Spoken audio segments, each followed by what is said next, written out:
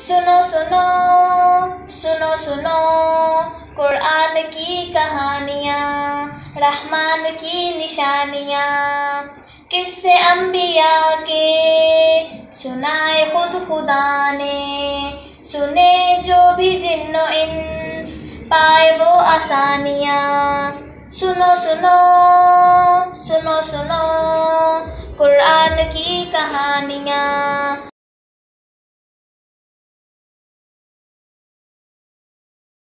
अस्सलाम वालेकुम वरहमतुल्लाहि वबरकातुहू।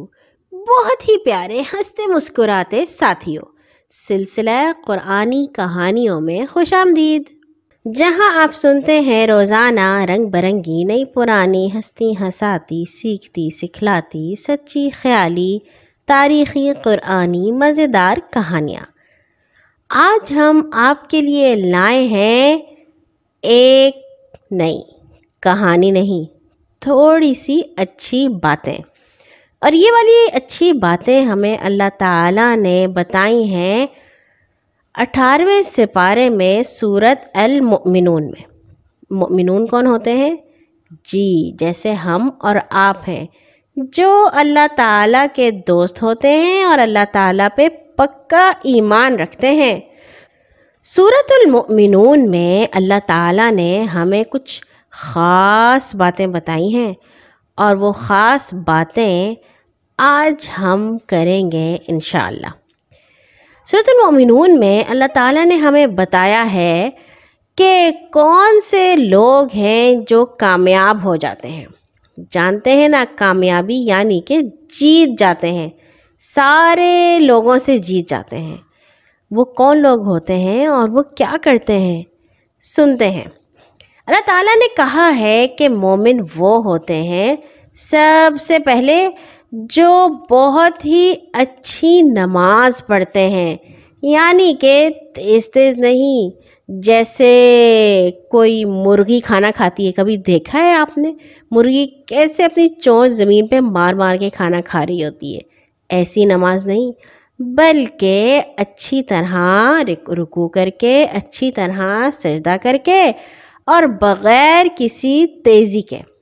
और फिर अल्लाह ताला ने कहा है कि कामयाब जीतने वाले मोमिन वो हैं जो फ़ुज़ूल कामों से दूर रहते हैं। और फ़ुज़ूल काम भला कौन से काम हैं? ऐसे काम जिसमें हमारा वक्त बहुत ज़्यादा लगता है और फ़ायदा कोई नहीं होता। यानी कि अगर हम कोई कार्टून देखने बैठे हैं और कार्टून हमने देखे आधा घंटा, 1 घंटा, 1.5 घंटा, 2 घंटे, 2.5 घंटे, 3 घंटे हम कार्टून देखते ही चले जा रहे हैं और इसका हमें कोई फ़ायदा भी नहीं हो रहा, तो ऐसे कामों से दूर रहते हैं। फिर उसके बाद अगर हमारा कोई दोस्त आ गया है तो हम उससे बातें किए जा रहे हैं। दोपहर सुबह थी, दोपहर हो गई, दोपहर से शाम हो गई, शाम से रात हो गई, रात से आधी रात हो गई और हमारी बातें हैं कि ख़त्म होने का नाम ही नहीं लेती। ये भी वक्त ज़ाया करने वाली बात है।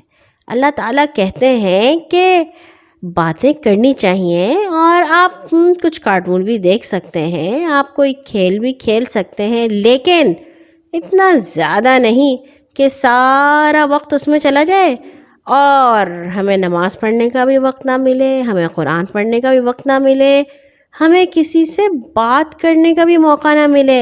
यानी कि अगर किसी बड़े ने हमें कुछ कहा है या घर का कोई काम है तो वो भी हम ना कर सकें। तो ऐसी बातों से जो मोमिन होते हैं वो दूर रहते हैं, यानी कि वो अपने वक्त की हिफाजत करते हैं।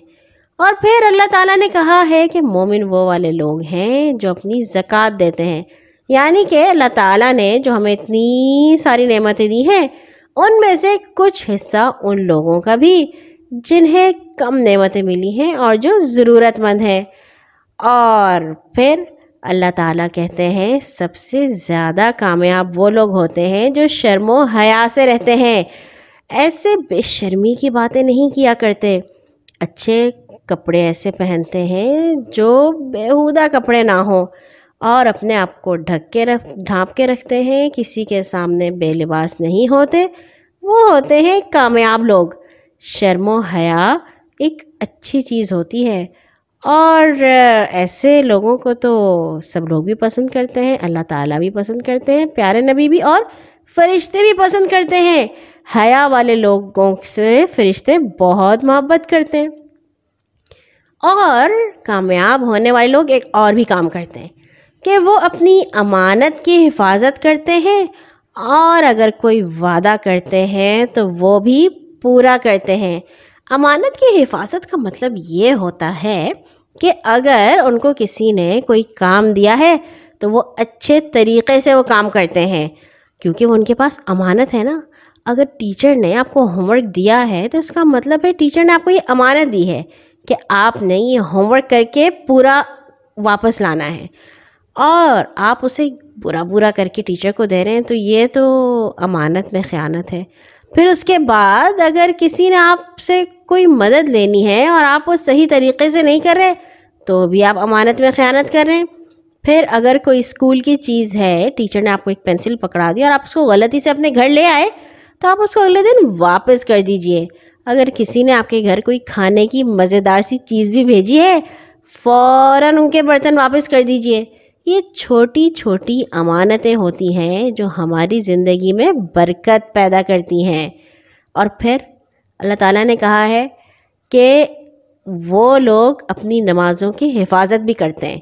پہلے تو یہ تھا نا کہ وہ اچھے طریقے سے نماز پڑھتے ہیں، اور پھر وہ حفاظت بھی کرتے ہیں، یعنی کہ وہ یہ خیال رکھتے ہیں کس وقت نماز کا وقت ہوا چاہتا ہے اور وہ جلدی سے نماز پڑھ لیتے ہیں، دیر نہیں کرتے، اچھے طریقے سے وضو کر کے خوشی خوشی نماز پڑھتے ہیں، روتے منہ بسورتے اپنے آپ کو گھسیٹتے، ایسی نماز نہیں۔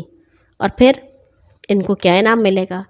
ان کو یہ انعام ملے گا کہ انہیں فردوس میں بڑا سارا گھر ملے گا، مزیدار کھانے کی چیزیں ملیں گی، بہت ہی اچھے دوست اور ساتھی ملیں گے، اور گھومنے پھرنے کے لیے بڑی ساری جگہ ملے گی۔ یہ ہیں وہ لوگ، اور یہ ان کا ہوگا انعام۔ فردوس کیا چیز ہے؟ فردوس جنت کی سب سے اچھی جگہ ہے۔ ایسا ہوتا ہے نا، کوئی جگہ کم اچھی ہوتی ہے، کوئی زیادہ، تو فردوس سب سے اچھی والی جگہ ہے، اور سب سے اچھی جگہ پہ سب سے پیارا گھر۔ اللہ تعالیٰ سے دعا ہے کہ ہمیں بھی ملے اور آپ کو بھی ملے، آمین۔ اور یہ ساری باتیں بتانے کے بعد اللہ تعالیٰ نے ہمیں اپنی کچھ نعمتیں بھی بتائی ہیں، سنتے ہیں۔ سب سے پہلی نعمت کہ اللہ تعالیٰ نے ہمیں اتنا اچھا، اتنے پیار سے پیدا کیا، ہمارا خون بنایا، ہماری ہڈیاں بنائیں، ہڈیوں کے اوپر گوشت چڑھایا، گوشت کے اوپر ہماری کھال چڑھائی، ہمارے بال بنائے، ہمیں ناخن دیے، ہمیں دانت دیے۔ اگر یہ نہ ہوتے ہم بڑی مشکل میں ہوتے، یا اگر ایسا ہوتا کہ ہماری 2 کے بجائے 1 آنکھ ہوتی یا 3 آنکھیں ہوتی، کتنے برے لگتے ہم۔ اور اگر ایسا ہوتا کہ ہمارے سر کے بجائے ہمارے سارے چہرے پر بال ہوتے تو کیسے لگتے۔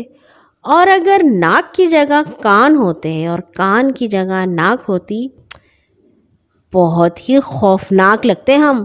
اللہ تعالیٰ نے ہمیں پیار سے بنایا ہے، جتنا جو اچھا بہترین طریقہ ہو سکتا تھا اللہ تعالیٰ نے ہمیں اس طرح سے بنایا ہے۔ اگر ہمارے ہاتھ پاؤں کی طرح ہوتے اور پاؤں ہاتھ کی طرح ہوتے، کتنی مشکل ہوتے، ہم نہ کوئی چیز پکڑ سکتے اور نہ ہی ہم صحیح سے چل سکتے۔